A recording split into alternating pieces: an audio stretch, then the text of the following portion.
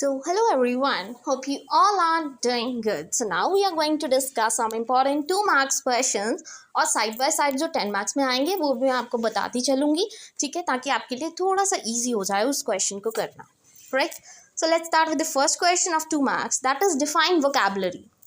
To be very clear, तो जो vocabulary वाला एक क्वेश्चन है ना, आपका जो सब्जेक्ट है एकेडमिक इंग्लिश, उसमें डायरेक्टली आपको नहीं दिया गया कि वोकैबुलरी टॉपिक उसमें है, ऐसा कुछ नहीं दिया हुआ. बट वोकैबुलरी वाला जो क्वेश्चन था वो प्रीवियस ईयर क्वेश्चन पेपर में आ रखा है, ठीक है. वोकैबुलरी क्या होता है और उसके टाइप्स क्या होते हैं, ठीक है, उसके बारे में एक्सप्लेन करो 10 नंबर में.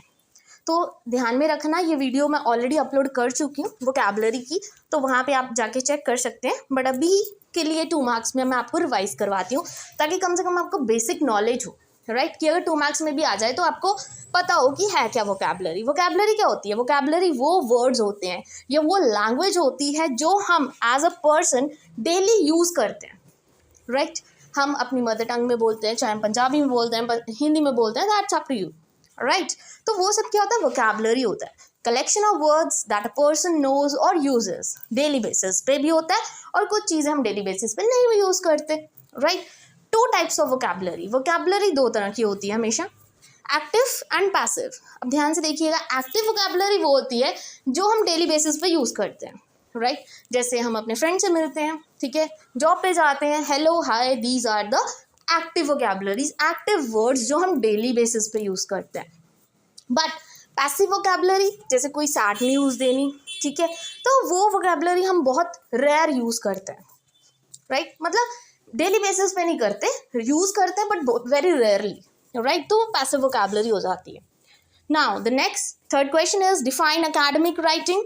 तो एकेडमिक राइटिंग क्या होता है, ठीक है, और ये क्वेश्चन प्रीवियस ईयर में आ रखा था कि एकेडमिक राइटिंग क्या होता है और वो बाकी राइटिंग से कैसे डिफरेंट है, राइट. तो उसमें सारा एकेडमिक राइटिंग ही आप एक्सप्लेन करोगे इन 10 मार्क्स. सो एकेडमिक राइटिंग होता क्या है? जब फॉर्मल वे में हम किसी चीज़ को लिखते हैं, मोस्टली स्कूल्स, कॉलेजेस, यूनिवर्सिटी में जब हम एसेज वगैरह लिखते हैं, वो होती है हमारी एकेडमिक राइटिंग, राइट. 2 तरह के टेक्स्ट होते हैं हमेशा, एक होता है डायरेक्ट टेक्स्ट, एक होता है इनडायरेक्ट टेक्स्ट. डायरेक्ट टेक्स्ट कौन सा होता है? जिसमें मेन पॉइंट्स पहले बताए जाते हैं और एविडेंसेस बाद में दिए जाते हैं. बट इनडायरेक्ट में क्या होता है? पहले हम छोटी छोटी चीज़ें जो है एग्जांपल्स दे के वो चीज़ें बोलते हैं एंड इन दी एंड हम मेन पॉइंट पे आते हैं.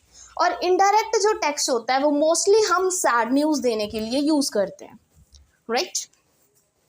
Now next question 2 marks is difference between academic and non academic text. अब अकेडमिक और नॉन अकेडमिक टेक्स्ट में क्या फ़र्क है? जैसे हमने पहले अकेडमिक किया, अकेडमिक जो टेक्स्ट होता है, अकेडमिक राइटिंग जैसे होती है, वो मोस्टली हम स्कूल्स एंड कॉलेजेस में करते हैं, मोस्टली प्रोफेशनल्स के थ्रू की जाती है, ठीक है जी. देखो एकेडमिक टेक्स्ट है, जैसे किसी ने बुक पब्लिश करनी है तो वो एक अच्छा पब्लिशर ही तो पब्लिश करेगा, ऐसे कोई रैंडम पर्सन आके तो पब्लिश नहीं कर देगा, right. Takes time to publish, इसकी पब्लिकेशन में भी टाइम लगता है एकेडमिक टेक्स्ट की. And articles, textbook, thesis, ये सारे इसके एग्जाम्पल्स हैं, राइट.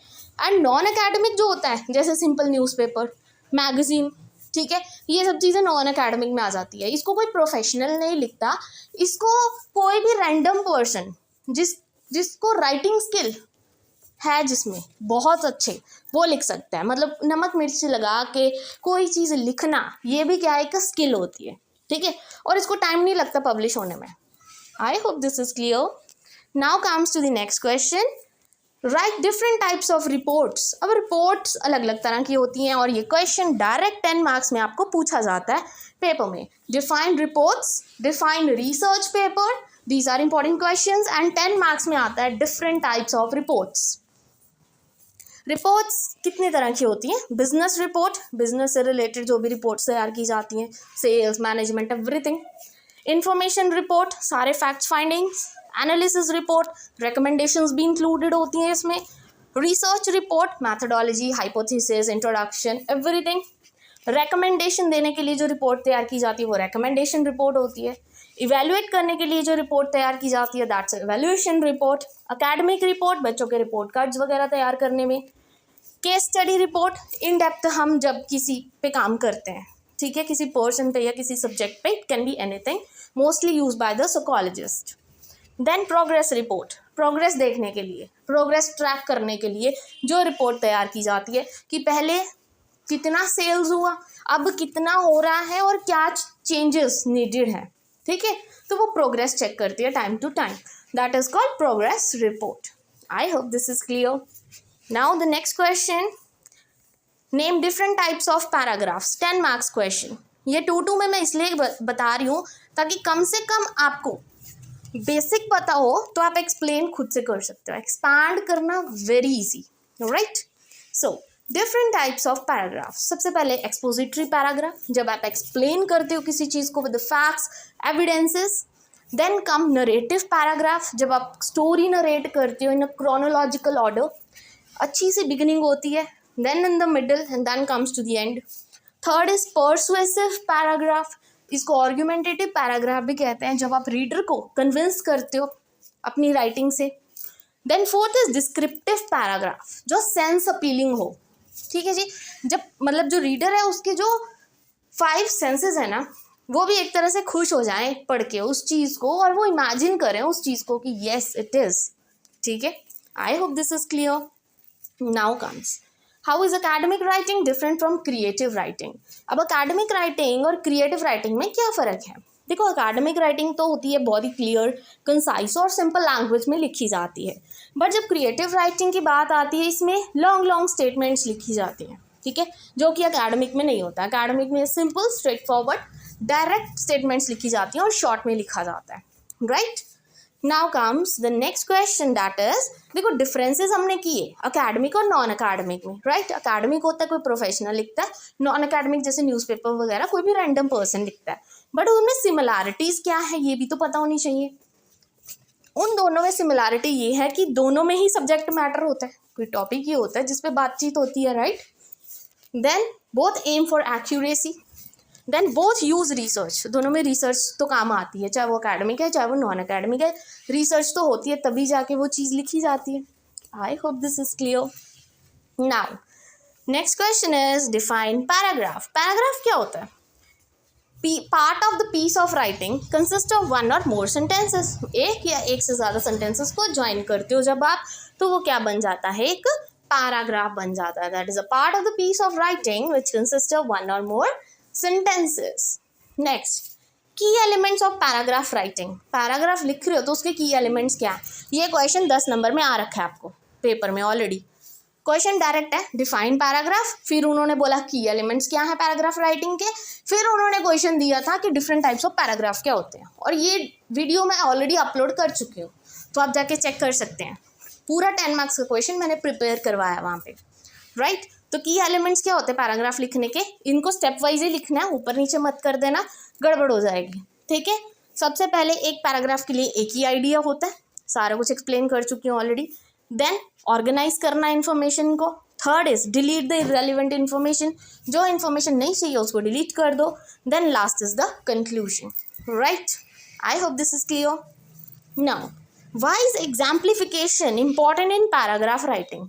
पैराग्राफ लिख रहे हो उसमें एग्जाम्पल्स देनी क्यों ज़रूरी होती है, एग्जाम्प्लिफिकेशन क्यों इंपॉर्टेंट है, ताकि क्लियरली वो चीज़ अंडरस्टैंडेबल हो। एक पिक्चर बना देता है बंदे के माइंड में अगर आप एग्जाम्पल देते हो, डाउट क्लैरिफाई हो जाते हैं और enhance the engagement. I hope this is clear. Now next question, why is there a need of presentation skills. Presentation दे रहे हो, बंदे में प्रेजेंटेशन स्किल होना क्यों ज़रूरी है। फर्स्ट इज, इससे पर्सन को बहुत सारी अपॉर्चुनिटीज़ भी मिल सकती हैं, राइट। बिजनेस में क्या पता उसको बड़ी पोस्ट मिल जाए और अगर वो अच्छे से प्रेजेंट करेगा, ये भी स्किल किसी किसी के पास होती है। इससे कॉन्फिडेंस इंक्रीज होगा, इतने सारे लोगों के सामने बोलना हर किसी के बस की बात नहीं होती है। देन पर्सनालिटी अच्छी होगी उस पर्सन की। Then come successful transmission of message, कि फाइनली अगर आपकी जैसे प्रेजेंटेशन स्किल अच्छी है कि कैसे आप उस चीज़ को प्रेजेंट कर रहे हो अपने वर्ड्स में, तो सामने वाले को जो आप मैसेज कन्वे करना चाहते हो, अपने ऑब्जेक्टिव्स जो कहते हैं ना पूरे क्लियर करना चाहते हो, उस गोल को अचीव करना चाहते हो, तो वो ईजिली हो जाएगा अगर आप अच्छे प्रेजेंटर हो। I hope this is clear. Now comes to the next question. ये 10 मार्क्स में क्वेश्चन आपको आ सकता है। So what's the difference between report and the research paper? जो दोनों ही देखो डॉक्यूमेंट्स हैं, इनमें रिसर्च चाहिए, ये तो पता है। अब रिपोर्ट और रिसर्च पेपर में क्या डिफरेंस है? जो रिपोर्ट्स होती हैं उसमें इंट्रोडक्शन, बॉडी, कंक्लूजन, ये 3 चीज़ें बहुत ज़्यादा इंपॉर्टेंट है और ये तीनों ही होती हैं, बस 3 ही स्टेप्स होते हैं रिपोर्ट के। बट जब आप रिसर्च पेपर लिखते हो उसमें टाइटल भी होता है, उसके बाद एब्स्ट्रैक्ट होता है, इंट्रोडक्शन होती है, मैथडोलॉजीज होती हैं, finding, discussion, conclusion, recommendation, references, appendices, सब कुछ होता है। और ये सीक्वेंस में लिखना है, विदाउट सीक्वेंस मत चलना। अकेडमिक का पेपर ऐसा है कि कोई भी चीज़ अगर स्टेप वाइज दी है तो उसको स्टेप वाइज ही लिखो, राइट। नेक्स्ट, रिपोर्ट के लिए इतनी ज़्यादा डीप रिसर्च नहीं करनी पड़ती, बट जब रिसर्च पेपर की बात आए इसमें बहुत ज़्यादा इन डेप्थ रिसर्च करनी पड़ती है। Then report is related to particular topic but not so deep, but जो रिसर्च पेपर होता है उसमें इन डेप्थ रिसर्च होती है किसी पर्टिकुलर टॉपिक पे। देन रिपोर्ट में साइटेशंस होती हैं बट रिसर्च पेपर जितनी स्ट्रिक्ट साइटेशंस नहीं होती, बट जो रिसर्च पेपर है उसमें एपीए और एमएलए स्टाइल यूज़ किया जाता है। अगर एपीए स्टाइल यूज़ कर रहे हो रेफरेंस सेक्शन में तो एपीए करो, एमएलए कर रहे हो तो सारा एमएलए करो, right. Then come shorter, reports shorter होती हैं बट जो रिसर्च पेपर होता है वो लॉन्गर होता है। रिपोर्ट्स में हाइपोथेसिस नहीं होती बट रिसर्च में हाइपोथेसिस होती है, right. Done with these questions, now comes the next definitions, ठीक है। 2 मार्क्स में आपको आ सकते हैं। First is sexist language. Sexist language actual में क्या होती है? जो जेंडर बायस, जो जैसे हम किसी भी चीज़ को बोलते हैं ना मैन मेड, तो वो चीज़ नहीं बोलना। वो मैन मेड क्यों है? वुमेन मेड भी तो हो सकती है, तो हम इसको सिर्फ क्या बोल सकते हैं? आर्टिफिशियल या ह्यूमन मेड, तो वो चीज़ करेक्ट हो जाएगी। मतलब बायसनेस नहीं, भेदभाव नहीं शो करना, ऐसा सेंटेंस नहीं लिखना, right. Second is redundant words. Redundant words क्या होता है एक्चुअल में? जिनका मीनिंग सेम हो बट हम फिर से उनको रिपीट करते हैं। फॉर एग्जाम्पल जैसे फ्री गिफ्ट, ठीक है, मतलब जो गिफ्ट है वो तो ऑलरेडी फ्री है क्योंकि वो गिफ्ट मिला है हमें, ठीक है जी, तो वो तो फ्री है, सेम ही मीनिंग हो गया, गिफ्ट हो या फ्री हो।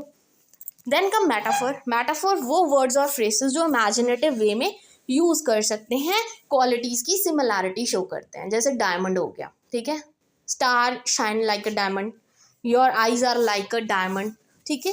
तो मतलब डायमंड को हम अलग अलग चीज़ों से कंपेयर करके बता रहे हैं, अलग अलग क्वालिटीज़ के साथ, मतलब सिमिलर क्वालिटी है बट अलग अलग चीज़ों की, राइट। देन मिसलीडिंग वर्ड्स, वो वर्ड्स जो रीडर को कंफ्यूज कर देते हैं या रॉन्ग एक्सप्रेशन बनाते हैं रीडर पे, जैसे फ्री, डिस्काउंट, एट्सेट्रा।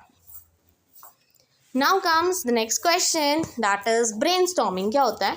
तो ब्रेनस्टॉर्मिंग क्या होता है? जब हम अपने दिमाग का यूज़ करते हैं, ठीक है जी, दैट इज स्टॉर्मिंग, मतलब ब्रेन यूज़ करके आप किसी प्रॉब्लम का सोल्यूशन ढूंढ रहे हो और जितने हो सके उतने आइडियाज़ आप ढूंढ के लेके आ रहे हो शॉर्टर टाइम में, उसको ब्रेनस्टॉर्मिंग बोलेंगे। ब्रेनस्टॉर्मिंग 2 टाइप्स की होती है, that is individual brainstorming and group brainstorming. अब इंडिविजुअल ब्रेनस्टॉर्मिंग क्या होती है? जब एक पर्सन, मतलब जैसे मैं हूँ सिंगल पर्सन, तो मुझे कोई प्रॉब्लम दे दी गई है कोई सिंपल सी और मैं उसको सॉल्व कर रही हूँ, ठीक है, और मैं उस प्रॉब्लम को लेके जितने हो सके अपने आइडियाज़ जनरेट करूँगी, वो होता है इंडिविजुअल ब्रेनस्टॉर्मिंग। फिर दूसरा होता है ग्रुप ब्रेनस्टॉर्मिंग। जब हम ग्रुप में ब्रेनस्टॉर्म करते हैं, जैसे हमें 4-5 बच्चों को ग्रुप में कोई प्रोजेक्ट मिला, सभी अपने अपने आइडियाज़ दे रहे हैं उस चीज़ पे, ठीक है जी, तो वो क्या हो जाता है? ग्रुप ब्रेनस्टॉर्मिंग हो जाता है। Then come plagiarism. प्लेगरिज्म क्या होता है? प्लेगरिज्म होता है जब हम किसी का काम कॉपी पेस्ट कर लेते हैं और उस बंदे को क्रेडिट भी नहीं देते, ठीक है जी, और उसको उसके काम को अपना काम बताते हैं, वो क्या होता है? प्लेगरिज्म होता है। Then how to avoid plagiarism in writing. जब लिखो, रिसर्च वर्क करो, तो कैसे प्लेगरिज्म अवॉइड करोगे? उस बंदे को रेफरेंस सेक्शन में या बिब्लियोग्राफी सेक्शन में मेंशन कर दो, साइट कर दो, ठीक है, क्रेडिट दो उसको।